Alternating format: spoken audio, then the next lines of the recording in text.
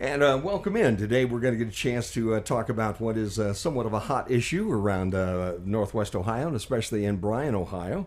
And today I have the Vote Yes folks here for the issue number 7 that'll be on the May ballot here in Bryan, and that is the issue as to whether or not we continue to have a Bryan Board of Public Affairs, or whether or not we change that and do away with the Board of Public Affairs and go a different direction. And today, what I'm hoping to do is get you some good information and get you from the mayor of the city of Bryan and her attack dog, John Schaefer, okay? Carrie Slade, good to have you first of all. Thank you for having me, Jim. It's a pleasure to be here. And John is here as well, and I'm sure John is here for any legalities, and also he's part of the committee, I guess? Yes, sir. Wonderful. Yep. Glad to be a part of that committee. And what I would like to do to start with is set kind of the tone for this whole thing. And I want to set it this way. I think anybody that knows me understands that I worked for the utility for about 10 years. And I had 10 really good years with the utility, and I liked the utility a lot. And I have always said, whenever we have done any kind of political situation for any candidate, I always start by saying thank you, Madam Mayor, for being the mayor and for running for office, okay? I don't think anybody understands how difficult the job of the mayor is in the city of Bryan or any other city. So, Carrie, thank you for doing this job, and I think all in all, man, you're doing a really good job. So keep up the good work. How's that? Well, Jim, I appreciate that very much, and I'd like to go on to the record and say that I very much like our utility as well, and I think it's a community gem. I think so too. And I think, as John and I were talking about before you got here, this thing has become a political football, like almost nothing else, John. And I don't know why. A couple of old fellows like you and me, okay, who have seen politics for a number of years, right? Why do we have to take an issue like this, which is a serious one, and then all of a sudden jump on either side and get mad at each other? Because I think there's a common goal, Yeah. and there should be. Yeah. Good governance, right? I mean, we have a wonderful city, and that's always my approach when somebody says, why are you an advocate of voting yes? And I say, because we've got to modernize our government structure, and it's all about good governance. Yeah. And Carrie will know the details of expanding upon that idea, but I think if anybody studies this issue, talks to people who are familiar with the issue, they'll recognize that it's time that we eliminated this other group of folks that have been helpful to our city, but yet their time has come and gone, and now we just need one board. That's a modern way of doing business, and it's going to lead to a real good government structure. And before we get into the conversation today, I also want to say thank you to all of the folks who have ever run for or held positions in the city of Bryan, whether it's BMU or whether it's city council or the school board, any of the city workers that have been out there that have taken these jobs, because oftentimes people will get a little angry at city workers and city people, and a little more angry than they would with just somebody from the private sector. Yep. So if you have been part of governance or working for this fine community in any respect, thank you. And for those of you who have thought maybe that you would like to and have not, please step forward and start, because we definitely need a lot more people. And I think that's the very first place that I want to start, Madam Mayor. Do you like Mayor, Madam Mayor? What do you like? Carrie. Carrie? Yeah. All right. Because I don't know how I want to be respectful, but I also don't want you're not 92 years old Right. yet. Too, No, so. I know. I go by Carrie, Mayor Carrie. Yeah. Yeah, anything. So this becomes the biggest issue that I see in this whole thing that we should be able to agree upon, and that is that if you go through the last few elections, the elections for BPA, they've not had anybody run in several years. And they've had to appoint people to the board, okay? If we look at the city council right now or the mayor's office, you just ran an uncontested election, and that has happened quite a bit also for city council. And the first problem that I see in this town, whether we vote yes or no, is where are the people going to come to start being the mayors and the councilmen and also the BPA members if we keep all three organizations? Right, and on top of that, you have the school board. So Yes. you're looking at 16 elected officials in a town of approximately 8,700, and that includes children, so not all of those people are eligible. The school board has had to appoint members over the last few years, but for BPA specifically, and I like to make sure people know in the beginning, there is a significant difference when we talk about BPA versus BMU. And there's a lot of people in our community that don't understand that the issue is not Bryan Municipal Utilities, that stays. Okay, the function of the utility stays. The water, the electric department, communication stays. It is the 5-member elected board that is the discussion. And that's the Board of Public Affairs, or BPA. I became mayor in 2018. Immediately, I swore in Jim Salisbury, who was appointed by the BPA. Okay, Right. So there was an issue with somebody got elected, somebody couldn't take the office. I'm going to be honest, I don't know if interviews were done. The city attorney said, hey, give this oath of office 2 days after I took office. Sure. And so I did. Because when the city attorney says do something, you're okay. But anyway, 2 years after that, an appointment was made. 2 years after that, an appointment was made. Now we come into this past election. 3 members ran unopposed. 2 appointments were made. And so, and this was after I personally reached out to some local business leaders. They went within their company and asked leaders in their company to run for the BPA and could not get anyone to do it. And I think some of it is because, I mean, it's not fun to be an elected official. I mean, get on social media today. It's not a good time. There's a lot of misconceptions. There's a lot of attacking going on. Nobody wants to come and have a conversation and ask questions. They want to just throw things up there. And so it's not a popular seat. But they couldn't get anyone from their agencies to do this. And it's a really important role. I mean, you're dealing with millions of dollars. You're dealing with very important infrastructure. You need to understand a lot of things. It's not something that just a random person should say, you know what, I think that would be fun. Or, you know what, I could use $600 extra a month. Mm-hmm. And I'm not saying the folks that got appointed are in it for that at all. There's no offense intended for the people that are on the board. But I think there's a misconception that we've elected 5 people for the BPA, and the truth is we haven't for a long time. Yeah, no, there's no doubt about that. No doubt about that. And our community, again, as council members get older, they're going to stop running. And what happens then? We're just going to appoint council members. I mean, we have too many elected officials for the size of our town and the lack of interest in serving in that capacity. And it's not an easy job. I can tell you that when I was working for the utility, the BPA members would go away with a stack, that looked like, at that time, the Bryan phone book, okay? Sure. Every meeting, they would get something like that would come to them, and they were expected to read it over, try to understand it, try to ask good questions about it, try to make good decisions on it, okay? And I'm sure some of them pored over every word on every page. Skip Bechtel, I remember absolutely. Skip, okay? Skip had a good friend who always asked for the Cliff Notes version of that whole thing because he really didn't want to read the whole thing, okay? Sure.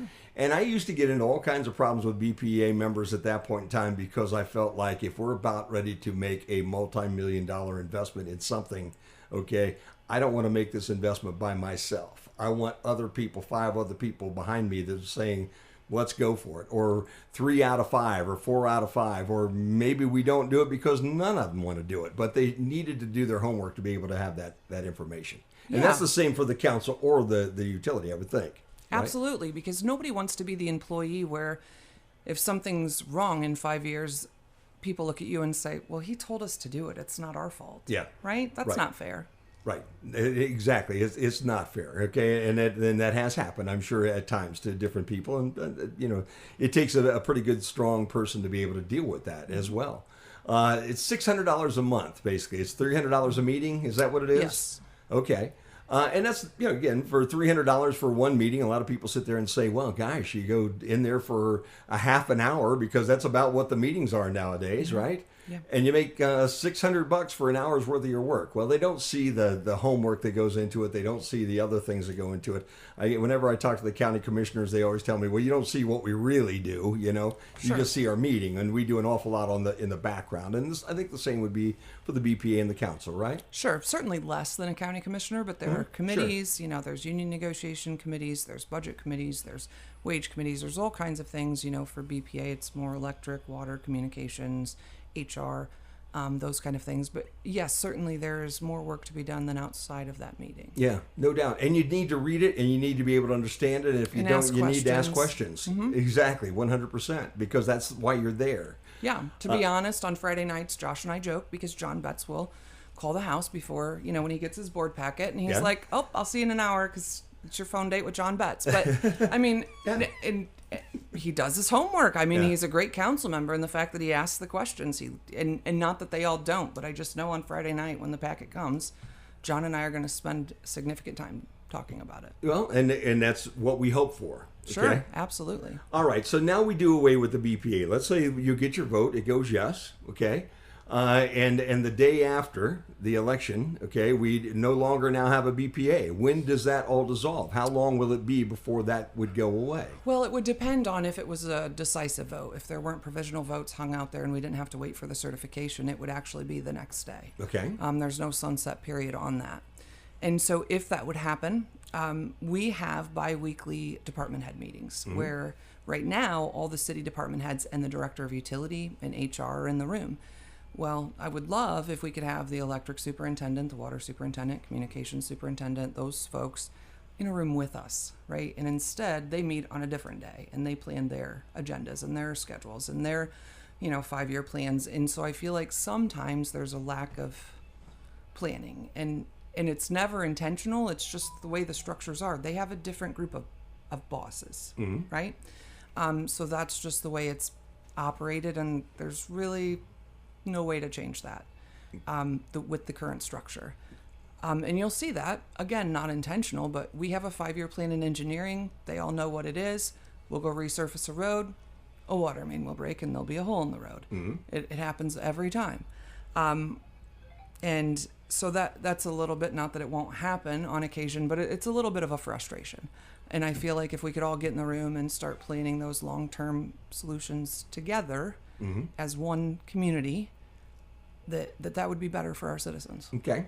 Let's talk right now. Let's expand on that just a little bit, okay? Because for folks who don't understand, how the BPA works and BMU works, okay, and how they interact and who oversees what between the city and them, okay.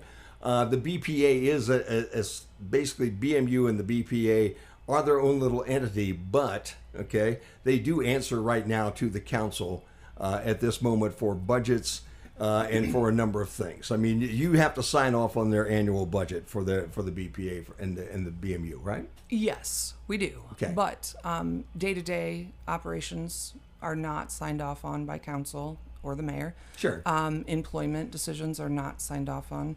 I will say that the council does pass the employee handbook.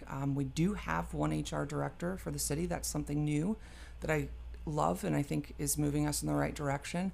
The city has hired an IT employee that actually reports to BMU communication in department and is overseen by that department, but works for our city departments to make sure we're all communicating together. That's something new that we've put together with this administration and is working really well. So there have been pieces and parts where we're merging together, maybe more than when you were there. Sure. But there's other pieces that I think we can get better. And because the BPA charter language, especially when they went back in the 90s and did that vote where they added 2 more BPA members, and the language that the BPA is in charge of the employees of BMU, there's some barriers there. Now, I will remind everyone that the BMU employees are City of Bryan employees. They have our health insurance, the city PERS or the state PERS. Their paychecks say City of Bryan, and BMU is a government entity. So when they buy things, they are tax exempt. So if you go to Ace Hardware and they need 12 screws, they're not going to pay sales tax on that. So sure, it's something that I don't know that the public is aware of. Yeah. So BPA and BMU basically now they're in charge of the electricity. Right, And, they've got and the electric water department, and the water department, and the fiber. They've got a fiber department at this point in time. Those 3 things. City has street department, wastewater. What else am I missing? Parks, police, and police. Fire, Okay. engineering, Okay. city attorney, municipal prosecutor. You're gonna get me. Yeah, I'm gonna get. Yeah, you're close. I'm gonna And miss what something. what I'm trying to get across to people right now is, first of all, the city has several more departments than what Absolutely. BMU has. Yes. Budgets are relatively the same, depending on a year where maybe one's doing a lot more construction than the other. But if you kind of wheedled it out, the city's budget always a little bigger than the utility budget. It depends on the year. But yeah, they're usually very Close. similar, Yeah. similar. But I'm going to defend BMU in this sense that it's a lot of it's their power cost. Yeah, Right? sure. Electricity to buy it is expensive. Exactly. That's where. So we have 2/3 of the employees Right. to their 1/3. Sure, no doubt. And so if you have these two and you combine them together, okay, how do you foresee at this point in time, okay, one person being the mayor at this point in time, running the entire organization at that point? Well, I don't. Yes and no. Okay. So on the day-to-day, I rely a lot on the department heads. Sure. I'll rely a lot on the director of utilities and the superintendents within the electric, water, communications departments. Yeah.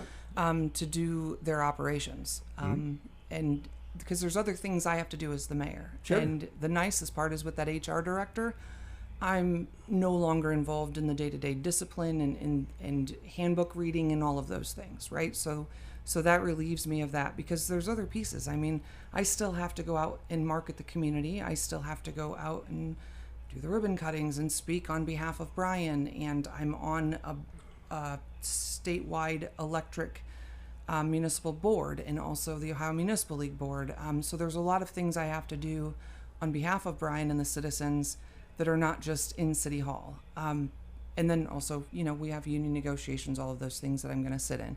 So the day-to-day operations, I mean, the director of utilities is still going to be in charge of the lot. So we don't get rid of the director of utilities at this point in time. No, right? and It's always gonna honestly, stay I the same. think long-term, I actually agree with the comments I've seen where we could eventually go to a city manager. I don't think that is a bad idea for our community, but I think that that's also a charter change, so it would have to go on the ballot. And when you put things on the ballot, in my opinion, it's better to have one thing at a time for people to decide on. Sure. And so if you put 4 things on that are really contentious, no, you lose all the voters and nothing changes. And so right now the question is, should we have 2 different boards? Right.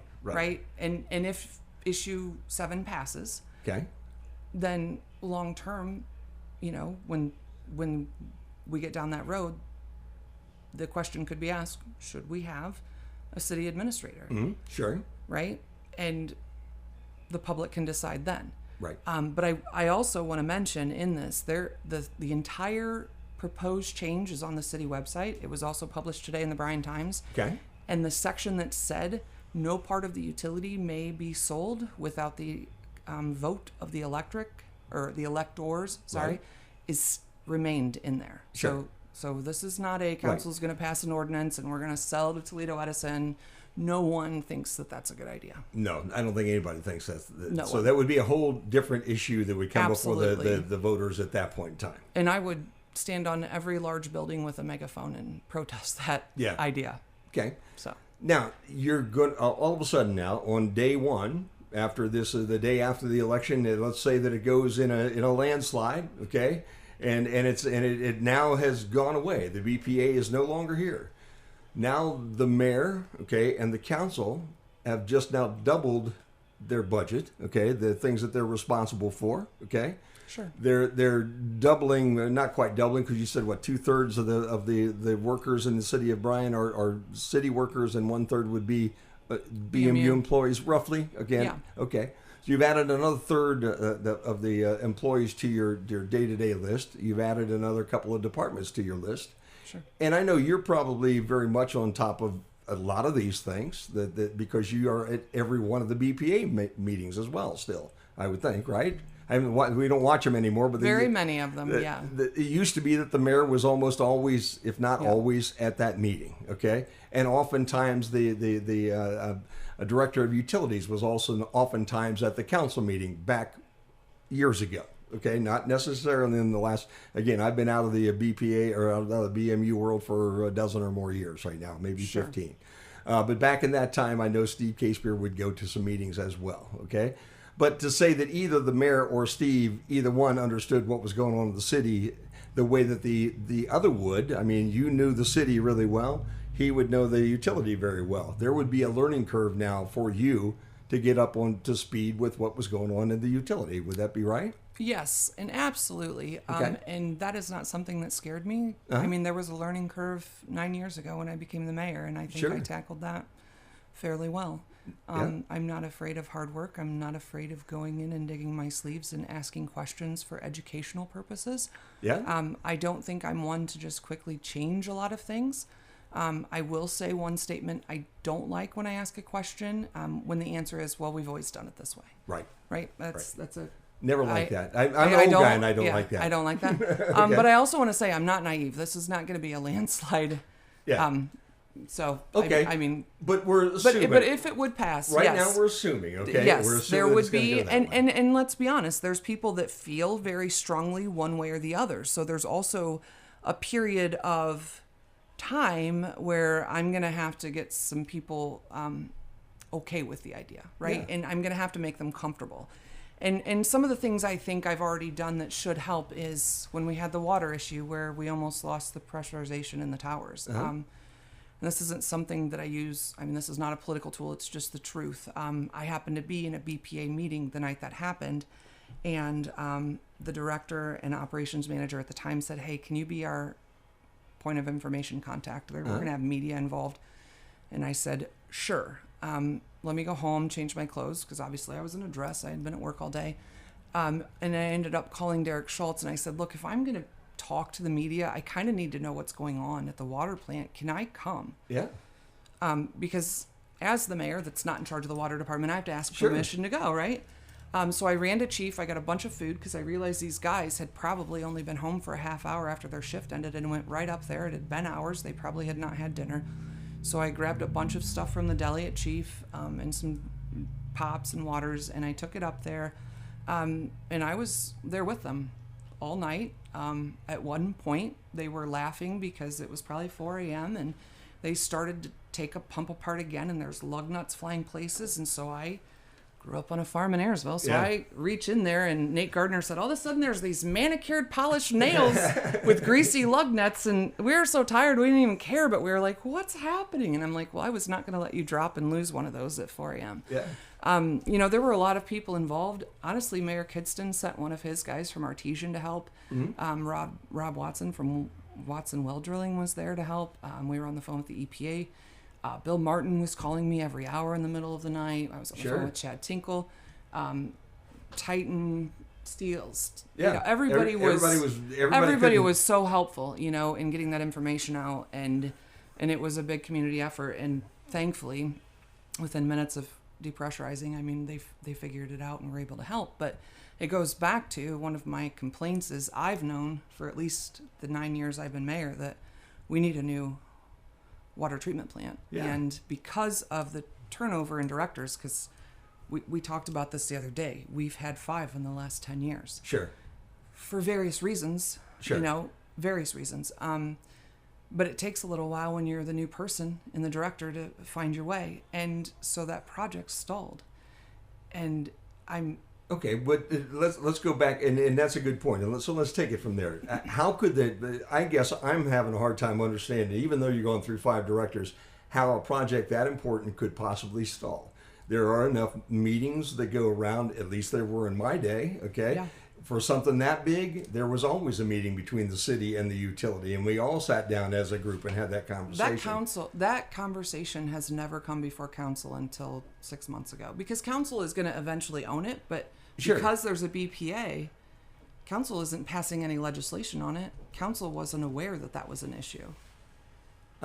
Well, but also know that if it's been that, but it's been, again, that becomes a problem to me. Okay, if council doesn't, if you know about it, and I pretty much had a good feel for it too. Okay, and a lot of other folks had a good feel for it. Yeah. How could something like that drop? You need, this is a long-term project, okay? Yeah. And I don't believe this is a BPA project. This would be a thing from the water department superintendent, okay, to the utility director, to the mayor and council maybe at that time, or the BPA at that time, if you're going to make an investment and try to come up with something that big. And if everybody knows that you have that problem, then where was the missing link? It wasn't the BPA. BPA is not going to make that happen. It's going to have to be somebody with feet on the ground. Would make the. I mean, because it's been a recommendation to the BPA. Okay. From my understanding, okay. And it just hasn't happened. Okay. And I'll tell you, there's been some tense years, because there have been many of times in the last, well, from year 1 to 5 of my mayorship, that I was removed from executive sessions because they didn't want me to know what they were doing. Okay. That's not. I mean, that's ridiculous. Well, it is ridiculous. Okay. And then it got to a point where I just realized that was illegal based on the charter, and so I just quit leaving my seat. And they knew that they couldn't kick me out because I wasn't going to leave. So there's been some breakdowns in communication, and that's not on the staff issue. So that's what I'm trying to say. Like, sure, but there is some broken parts. How's that? Oh, there definitely there. I would agree with you that there have been broken parts. There always have been broken parts. There was there was not a friendly working relationship between the BPA and the utility when I was there. That was one of the biggest problems that we had. There's no doubt about that. Yeah. They didn't know how to talk to one another and get along with one another. So you can see where maybe the utility was telling the BPA, and maybe it was just. Yeah, we're not going to spend that kind of money. That's possible too. But as the utility director, the mayor, whoever it might be, that becomes, for my money, the 60,000-foot overlook that those jobs require. Sure. Okay. But when the mayor's not allowed in the room. But that's ridiculous. And the mayor has no oversight of the water department. If the mayor's not allowed to be in the room, that's ridiculous. Okay? I agree with you. That's totally ridiculous. No, Jim, I agree with you. But at the same time, if the mayor knows that there's a water problem, whether it's the wastewater treatment plant or whether it's the water plant, either one, okay, they're the mayor. They are the ultimate boss still in the city of Bryan over these two programs, whether they're combined or they're not combined. Well, I think that that's a great idea, and I think that would be wonderful. But the BPA has not acted that way. Again, there's a totally new board right now, and there have been some over the years that have acted that way, and there have been some that have not. And I'll go into more detail. At one point, the BPA had passed their own city employee handbook by a resolution, and tried to trump council's ordinance of a city handbook for the city employees. So it's been a tense relationship. Between council and BPA. So when you say, well, you're the mayor, I can't force the BPA to pass a resolution to go out and find an engineer for a water distribution plan. Yeah. Right? And I will tell you, to be honest, if Kevin Maynard were still the director of utilities, we would have a water distribution plan. I can believe that. That I can believe too. There's no doubt about that. So all right. Now you have a council, okay, of 5 people. Mm-hmm. They have no real ins with the electric and the water from what I remember of them. So they're starting at ground zero if we now make them the board. So how do you deal with that? So one, John Betts has probably been at 75-80% of the meetings the entire time he's been on council. He comes to almost all the BPA meetings. The only time he doesn't is when he is driving bus for the school to take a sports team somewhere. So he won't probably have the learning curve anyone else will. Probably will help when the director of utilities starts coming to the council meeting and addressing council instead of just the BPA. But also, they're going to start meeting the superintendents. They're going to start getting information from those groups. And again, no different than when I became the mayor. We're all willing to learn. We're all willing to be educated and ask questions. And the council is absolutely ready for that. They think that that's a great plan. The council's been ready for that for 25 years. I can tell you that, okay? Because I was there 25 years ago, okay? Well, 6 years ago, there were some council members that didn't appear ready for that. That's possible. I mean, in their mind, they're ready for that, is what I'm going to tell you, okay? Yeah. Because in reality, they weren't at that point in time. Sure. Okay? But in their minds, they've always been ready for that. And in their minds, the BPA has always been willing and able to stand on their own and don't need the council. Okay, sure. That's what I've seen for my 30 years being in Bryan, Ohio, and I get a lot of trouble, but I'm not an original Bryanite, so I can, I guess, say those kind of things. Well, and I'm not either. and I want to go back to, the Yeah. early 1900s, and actually 1800s, when it was a trustee group instead of a BPA. Sure. I do think that it was a really smart way to form a power and water plant. I think that it was probably really taboo for a city to buy their own power plant, and I think that it was smart to form a BPA. But I also think that it served its useful life. Mm-hmm. Okay. People don't do business. If you talk to our large corporations, they don't do business with the same model they used 120 years ago. Yeah, no, they don't. And I think anybody that, and I agree with your comment of a little while ago, that anybody that tells you, well, if it ain't broke, don't fix it. I mean, that's the best way to get it broke. Okay, for my money, is to not fix it if you know that there's a problem there. Okay. So now you've got that group that's going to deal with it. I've heard a little bit about now. Well, possibly we will appoint a 5-member board. Okay. That can oversee the BPA, or the utility side of this whole thing, okay, and be our quote-unquote BPA, all right, which really doesn't make any sense to me. You already have a BPA, and it's already voted on by the voters now. Why do I honestly want to, and not any disrespect to you, Carrie, at all, but why do I want any mayor to be able to say, oh, well, I want Jim and John on there because we play golf together all the time, okay? And I know Jim and John, whatever I want to do, Jim and John will go, you bet. And if I don't, we'll go out on the golf course and we'll figure it out there, Sure, yeah. No, I totally understand that. And I'm not always going to be the mayor, but I can tell you that one of the people that's very loud on the no campaign serves on the park board. And I always sign the letter to keep her appointed because she's a great park board member. So I don't have to agree with people to put them on a committee if they're willing to serve the community in a good way. Sure. So that's one thing. But I also recognize I'm not always going to be the mayor of Bryan. That discussion, I don't even know if it was a 5-member. It was a very brief discussion that council had at the last reading. And it was if the community felt, or if the council felt that was something wise as they got into this.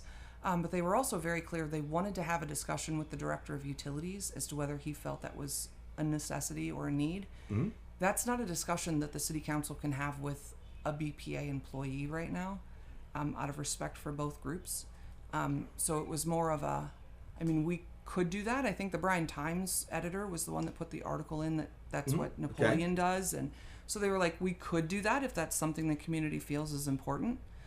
For us to do, similar to our Planning and Zoning Commission, right? We have some city employees, and obviously the director of utilities would be on that board, maybe the electric superintendent, and then some community members. And they would maybe go over some rate studies, maybe some water distribution discussions, and then make recommendations to council. Or some things they would pass out of that wouldn't go to council, like the planning and zoning. So that would be the discussion of, do we need it? Do we want it? Does the community think that this is a good idea? Yeah. So it was nothing that was set in stone. It was in the future, if this is something the community thinks they would feel would be a good concession, because there are going to be some upset people no matter how this goes. Sure. And I think council's willing to, if it passes, say, okay, can we help make you feel better if it's not just the 5 of us and the mayor vetting all this stuff, right? Maybe some of you that were really involved in this would like to serve on that board. Sure.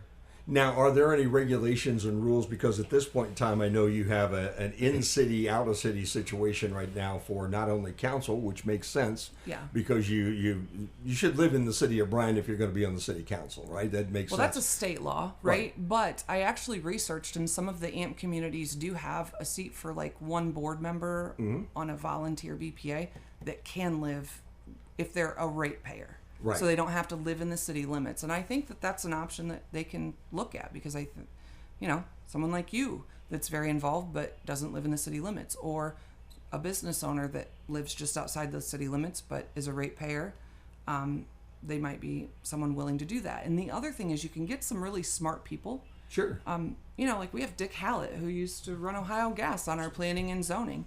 But I don't think Dick Hallett wants to be an elected official. Right? You can get some really great volunteers that just don't want that elected official spotlight, that can come and help make really educated decisions on volunteer boards. Right. Not to say it will or won't happen. It's just one of those, if we get past this step, we can talk to the community about if this would make them feel better. or if they think we need it, or if the director thinks this should be a good recommendation. Sure. That has been a talking point of our committee. I mean, we know, Jim, Yeah. if it passes, we've got to be prepared to advance some new ideas to help the city govern. Yeah. And we're open to those. Yeah. We really are. Yeah. See, and I would hope that even if you think that what we're talking about right now is just total lunacy, okay, and you're listening still, open up your mind just a little bit and think. You may still, and you're more than welcome to think this is crazy, okay, and not the best way to go. But until we start thinking about different things, again, we need to progress. We need to move forward. Things do change over the course of 120 years or whatever it's been. Since the utility's been around. So at least open your mind to that.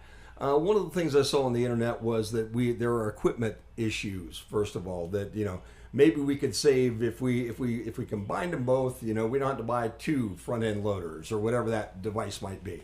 Do you have any examples where that is actually a real thing, or is that really just something that showed up on the internet? Well, I don't know. I'm going to be honest. I haven't gone down to the clerk's office and asked for a list of inventory of BMU's equipment or, any of that. When I was running, I can't remember if it was council or mayor, I heard a lot about the utility having a vac truck or the street department having a vac truck. Right. I've heard the argument of wastewater versus water. I've heard the argument that doesn't matter. Obviously, it would be something I would have to investigate. But right now, both departments have one. So the discussion doesn't really need to come up again until one of them has an equipment break, Sure. right? And is asking for another one. So I can't answer that today. On small cost, obviously, there's the minimum of $36,000 a year for the board cost. Right. The boardroom at BPA, the audio is going to go out at some point, so you won't have to replace all the microphones and the audio equipment, which is not a small cost. You used to do that kind of work there. Sure. The duplicate meetings, the clerk treasurer and I, and some of the other department heads, we're bouncing to council, to BPA, to all the other things for that. Derek is coming down for department heads in the city and then going and having his own meetings for management down there. HR's doing the same thing a lot. So there's a lot of overlap there. And I know you mentioned red tape in the beginning. Yeah. That is a bit of a cost, but some of it's the cost of the business owner. And I'm taking a little heat by using the word hypothetical in the Crescent News article. But the reason I said hypothetical is because there's some business owners that are seriously worried about upsetting anyone, right? They come to me and they complain about having to go to all these different places and back and forth because nobody between the city and utility will give up their turf and go in a room together. But they don't want to upset anybody, right? So they don't want to be named. And so that's where I was like, look, we're just going to hypothetically say, because I can't give you a business name because they don't want to be named. Okay. But there is a lot of that. I can't tell you a time where a business owner has said, hey, want to set up a business, can engineering and electric and water and sewer all come to one room? They don't do that. And again, I saw it happen when I was there. So I guess if I'm going to go to a spot, then I'm going to point that to the mayor and to the utility director, because I can't understand how that could ever possibly happen, that you don't have them all together in the same room. Okay. And the 2 people that are running the show at that point in time would be you and Derek at that moment.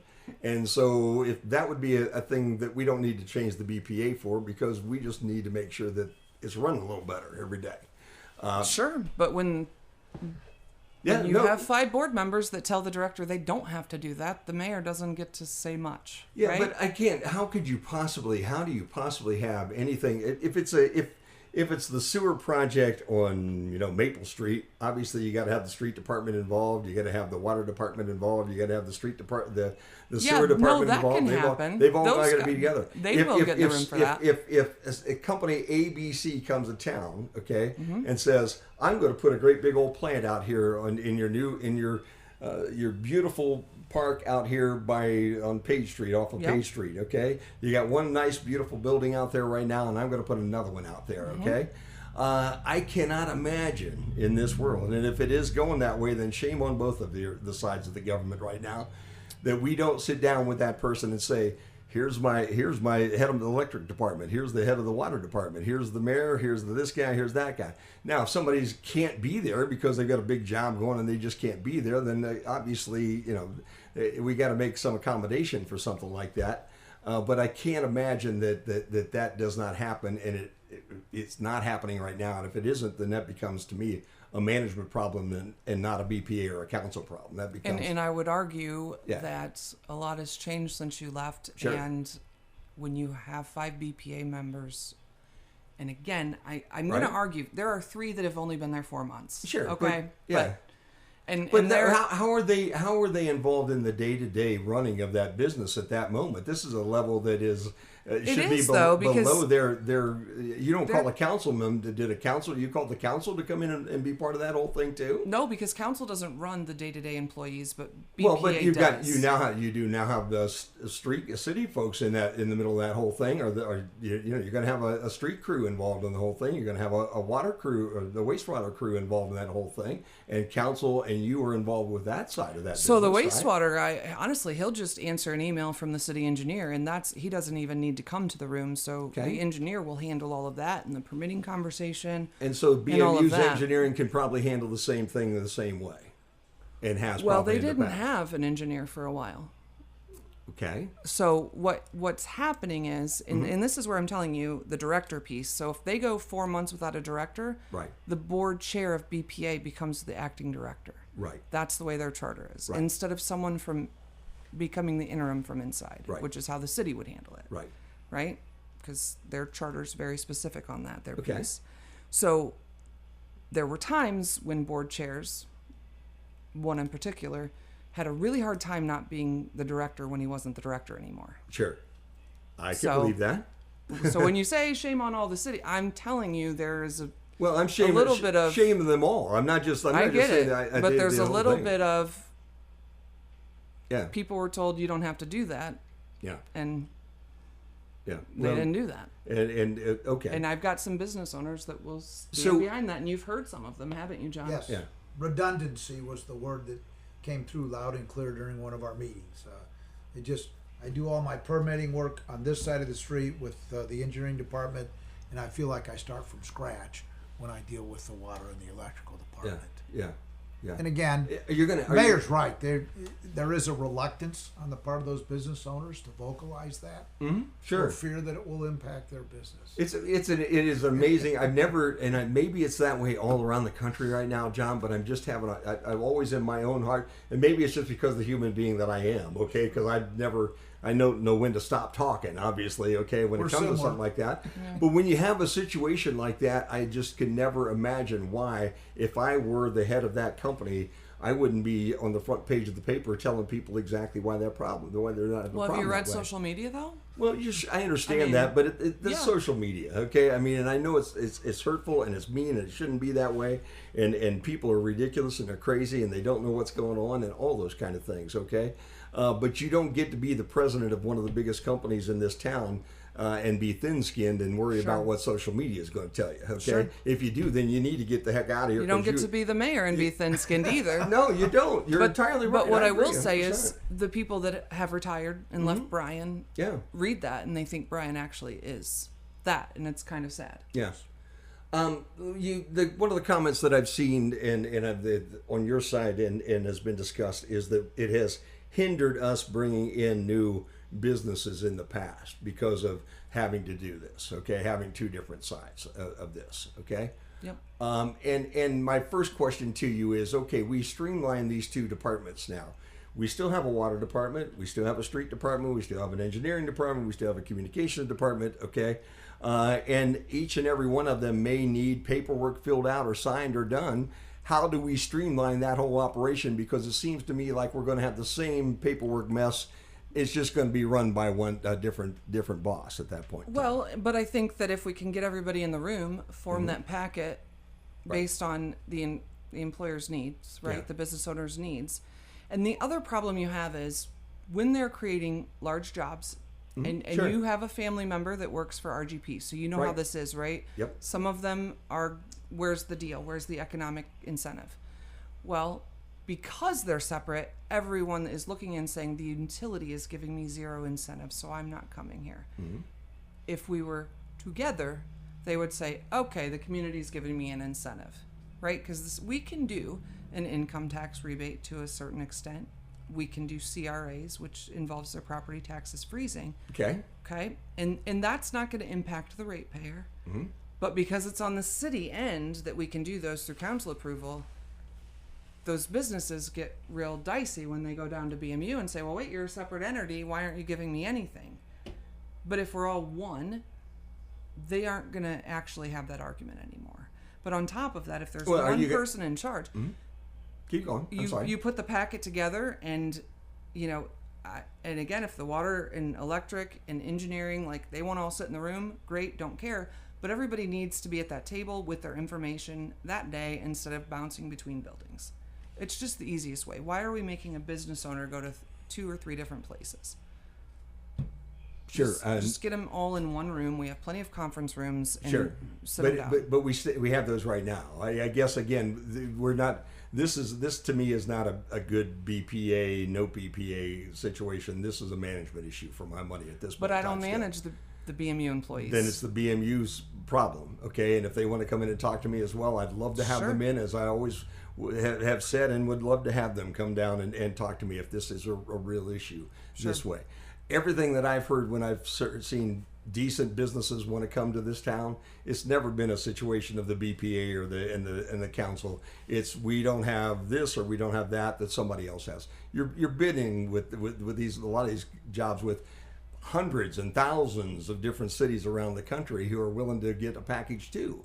Sure. And so how do you come up with the best package all the time? Every now and then you do. We got one sitting out there, one brand new beautiful building sitting out there in the industrial park that we were able to land, okay? And there have been others, I'm sure, that I don't see, but you're not going to get every one of them. Well, sure. And I know when I first came to this town, I heard a lot of talk about, well, we should have had General Motors here, and we should have had these guys here. Budweiser should have been here, and these guys. I've heard that one before too. Heard all these guys, okay? And reality is, and this has come from people who are no longer walking the streets anymore. They're long dead, okay, because they were old guys like me then. They didn't want those people, and a lot of these manufacturers in this town didn't want them in there because all of a sudden they bring a higher wage, they bring a higher benefit package. They're going to start to steal all my people away. Okay, they're going to make me raise my hourly wage too, my benefit package, all these kind of things. And some of those things have had that part of it too. So there's a million different reasons why they don't come.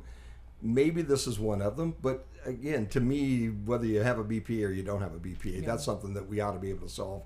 And if I need to go down and talk to Derek and whoever, I'll go talk to Derek and those guys. How's that? Because that's crazy. You guys, it worked. It never worked well. The city and the utility did not get along and did not want to work with one another and did not want it for the BPA was always afraid that they're going to pull the rug out from underneath of them. So they were guarded at what they wanted to do. But we worked together. And if somebody did come in at that point in time, you had everybody in that room. I don't understand that at this point. So that's totally off subject. But again, you're saying, though, it didn't work well. They didn't work together. Like, you're acknowledging that that's been a long history. It is, and I don't know if you keep them around for another 100 years, it's ever going to get any different than that. It will flip flop. You'll start to get people probably wanting to be on the BPA and not want to be a council, possibly, or maybe you don't want anybody to be with either one of those sides. I don't know, but it is a difficult situation, and it's a difficult problem that we're trying to solve here too. Absolutely, because let's be honest, water, electric, wastewater. Yeah. They're incredibly important. They are very much so. It's part of what does make this town such a wonderful town is that we do have all these people and all these different departments. And at one time they used to work together nicely, okay? And it sounds like maybe they don't work together nicely at this point in time, and they should. Well, that's also not fair because the employees, they do work really well together. Yeah. But they also like the convenience of everything's here in my office, and in our engineers, everything's here in my office. It's the same conversation. Sure. So that would maybe something. Would you combine the engineering departments for the two departments? I think I've discussed that. There was a time when there wasn't an engineer in BMU, and to be honest, there's going to be a time when our city engineer retires, and they've got an engineer over there now, and so I personally wouldn't hate for that engineer to be coming in as an assistant, training under, and we merge those. And then potentially as people retire, just like with the street department, when we outsourced the garbage, which I know is a hot topic, we dealt with the reduction of staff through attrition. So as people retired, we didn't fill those positions, Sure. and we ended up with 5 less employees throughout that time. Same thing with that. Is that going to be an overnight, immediate thing? Absolutely not. But long term, is that a discussion that we can have? Yes. But I'm also going to tell you, I haven't been in the workings of the engineering at BMU day to day, so it's not a decision that I'm comfortable saying Sure. yes right now. Right. Until I know how they operate. There's a budgetary and a money problem too, because the state of Ohio says you can't take funds Commingle. from BMU and put them into the city budget, and likewise the opposite Absolutely. way. Okay. So if you do away with one of those departments, then would you see potentially that person then either being a city person or a utility person? Because right now I've never liked the idea, and you guys, it's worked this way. City attorney, city clerk, HR are shared by both sides at this point in time, and shared by money revenue wise on both sides. Okay. Sure. And oftentimes in the past, and again, it may be different now, okay, BMU always got a little bit bigger piece of that pie because they had money, okay, and the city didn't have money. And, maybe not the case now, because I don't know what your budget is. I don't know whether you had a surplus or a deficit last year for either one of those. So I'm going to be departments. honest, we've been pretty fiscally sound, Yeah. and even the BPA members have commented about our Sure. balance and how well we've been doing with balancing that. But I can tell you that the HR director, because I met with the council president and the board chair and had this proposal when there was no HR director at BPA, and I said, listen, this is something that I want to move towards, and you need an HR director, and if we both hire one, we're paying 2 different benefit packages. Makes no sense. So the offer on the table was the city pays 70% of the wage in benefits because we have 70% of the employees, and of course they jumped on that and said, heck yeah, we're not, So for me, it's an easy calculation. I mean, we have a higher percentage of employees, we pay more of the wage. That's good. And more of the insurance. So for me, it's easy math. It doesn't matter that the electric department is a lot of the budget. I mean, $15 million approximately, or $13 million is power supply costs. It's expense. That's expense that goes out because we have to provide lights for the whole community. So I don't count that as like their budget. That's what it costs to provide the power for the community. So I guess I have a different viewpoint on it.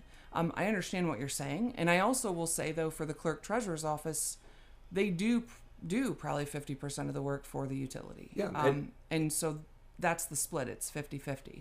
I think that's fair. So, and on payroll, Yeah. She's doing the wages and doing all of the union agreement switches on that, but she also does specific things for the utility as well outside of that job. Right. And so a good, honest division And then the city percentage-wise attorney is good. City attorney, you don't even want to go there. Well, I'm going to tell you, he bills them separately for their BMU issues, Okay. and he does the city. So they're paying That's their good. bill Yeah. and not ours. And that's a good thing. That is a good thing, because there was a time when I spent an awful lot of money on the city attorney, and also then had to call a guy in Washington, D.C. named John Coyle all the time. Sure. I know that Johnny's still around. Is He John is. still here? We actually.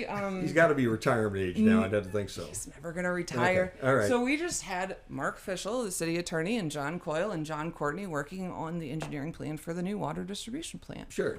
Yeah. Great so, guy. Very talented I people. know. All of them are very Absolutely. talented. But at the same time, when you're spending whatever that was in the tens of thousands of dollars for the city attorney, and you never make a phone call to the city attorney all year long because, unfortunately, they didn't have the expertise. It wasn't. I'm not saying they were bad. Sure. But if I need to know something about a communications law, what is the city attorney going to know about that? She's not, or he's not. Neither one. So when you go to a BMU needs Mark Fischel, Right. he bills them directly. Okay. They're only paying for the legal questions that they ask him for directly. Right. Anything else he's billing is for city work, and that comes right to my office. Yeah. Well, and that is a good thing. So at that point I in time. will say, like, when people are worried about that, I mean, you can go right to the clerk's office and ask for those bills. We are, You know, and again, I go every year. BPA makes a donation of $4,000 to the Parks Department, and that is to replace trees that they have cut down for the power lines. And $4,000 for trees it's not a large amount in the electric department. So,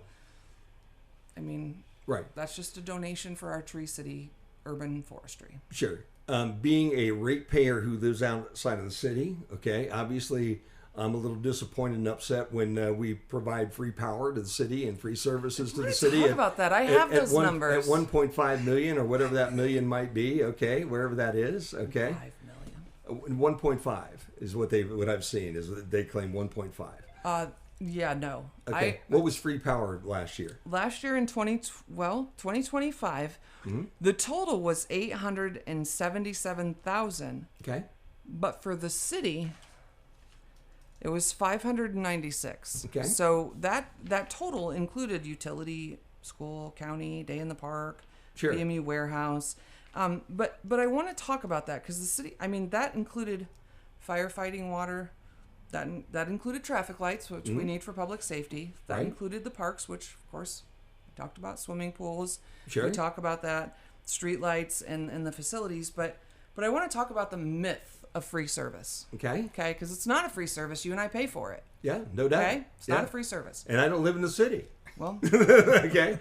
but you have attended swim meets, right? You've watched Sure. kids splash in the pool. Sure, but I attend know. swim meets in Troy, Ohio, and Defiance, and other places too. No, and I they pay understand. a bill. They pay an electric bill every month. Do they not and have lot a of- water department? Well, maybe not a water bill, but that's not the water is probably a lot smaller number than what the electric is on something like that. I would Okay. think, right? So I think that's something that, you know, I don't know because Nothing- I have asked for a breakdown of this and Yeah. and don't Well- have it on what it actually is. But I also know, you know, there's other things in the county that are free service. There's utility facilities in here. There's Sure. I'm not. I So don't. if you total it out, yeah, it looks really big. But I also did the math, and it's not all city facilities. Sure, I got that.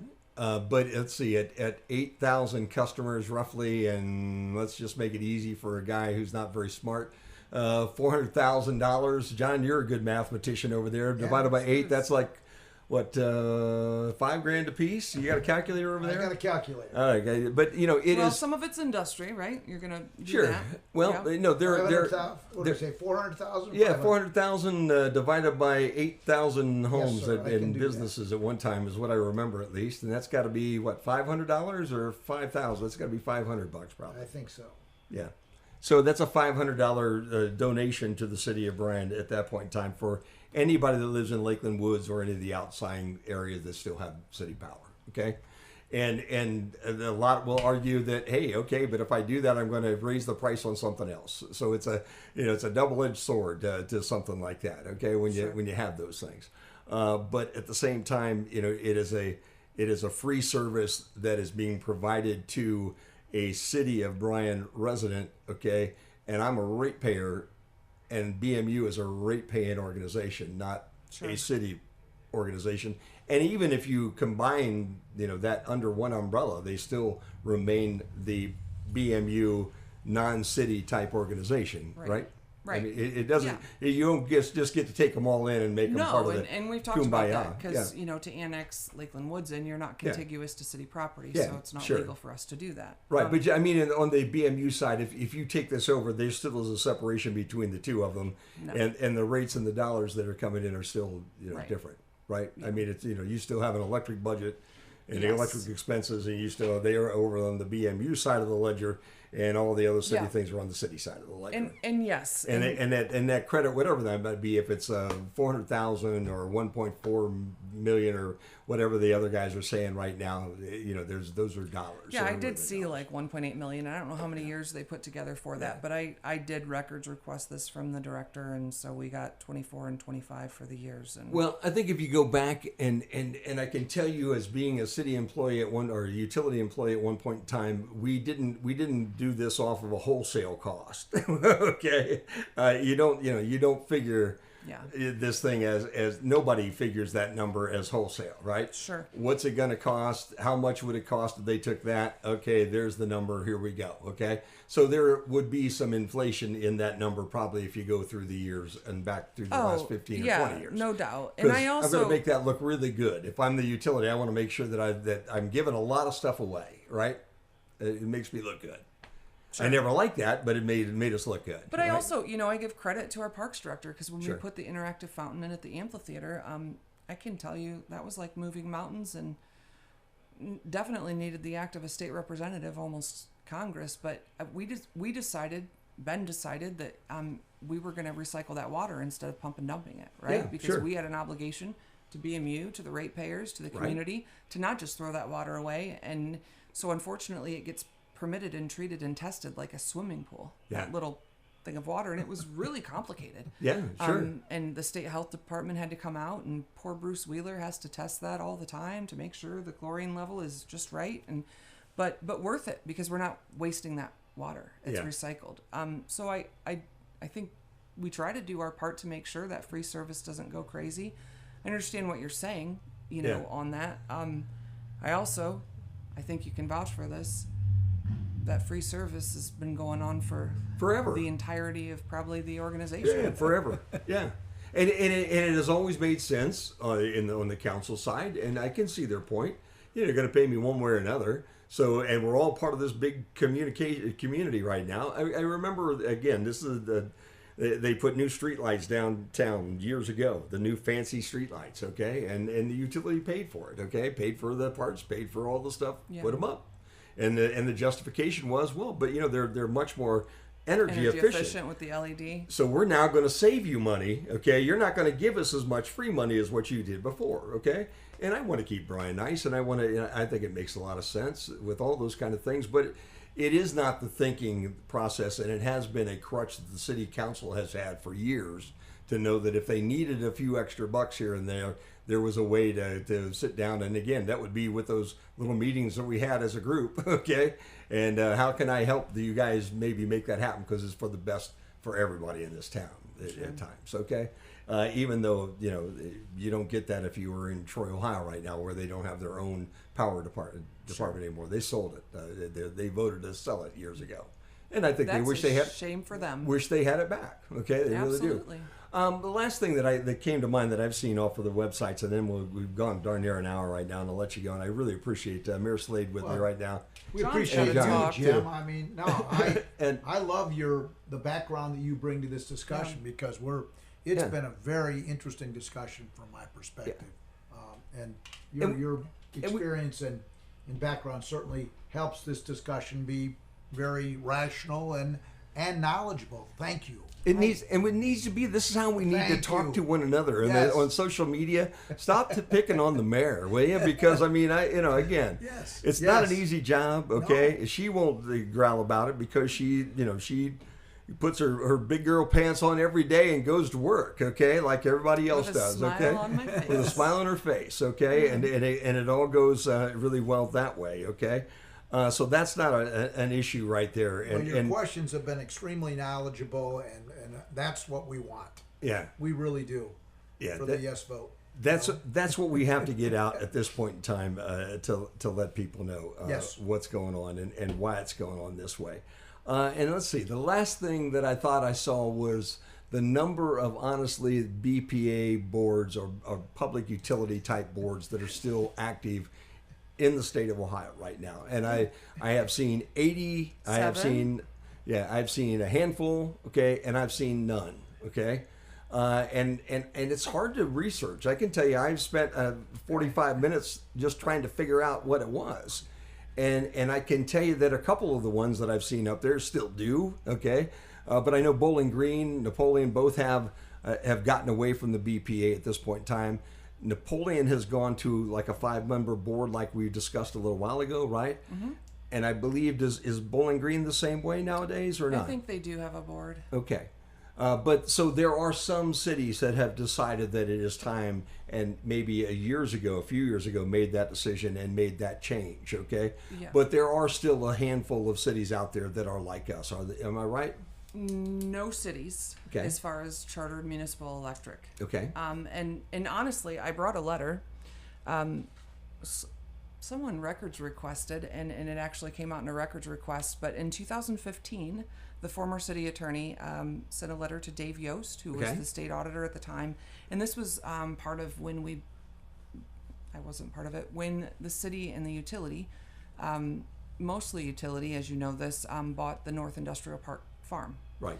And that was for economic development and purchased by the electric department. And there was some discussion as whether that was legal or not.